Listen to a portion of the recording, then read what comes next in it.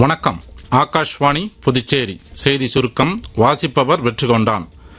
2 நாள் அரசுமுறை பயணமாக நேற்றிரவு அசாம் சென்றுள்ள மத்திய உள்துறை அமைச்சர் திரு அமித்ஷா இன்று அசாம் சட்டமன்றத்தின் 2வது வளாகம், சட்டமன்ற உறுப்பினர்களுக்கான விடுதி மற்றும் வனவிலங்கு சுகாதார மற்றும் ஆராய்ச்சி நிறுவனத்திற்கான திட்டங்களுக்கு அடிக்கல் நாட்டுகிறார்.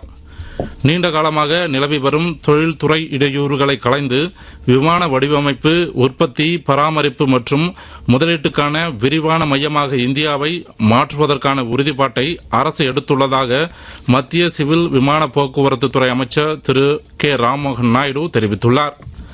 பொருளாதார ஆய்வறிக்கையில் கணிக்கப்பட்டுள்ள வளர்ச்சி விகிதத்தை இந்தியா உறுதியாக அடையும் என்று உலக வங்கியின் தலைவர் திரு அஜய் பங்கா கூறியுள்ளார்.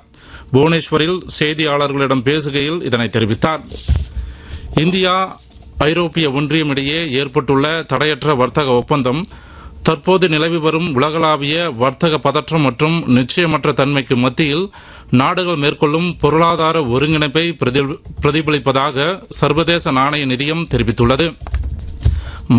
மகாத்மா காந்தியின் 78வது நினைவு நாள் மற்றும் தியாகிகள் தினம் இன்று அனுசரிக்கப்படுகிறது. இதையொட்டி புதுடில்லி ராஜ்காட்டில் உள்ள மகாத்மா காந்தியின் நினைவிடத்தில் சர்வ தர்ம பிரார்த்தனை நடைபெறவுள்ளது. புதுச்சேரி காவல்துறையில் காலியாக உள்ள 148 காவலர் பணிக்கான எழுத்துத் தேர்வு அடுத்த மாதம் 8ஆம் தேதி நடைபெறவுள்ளது.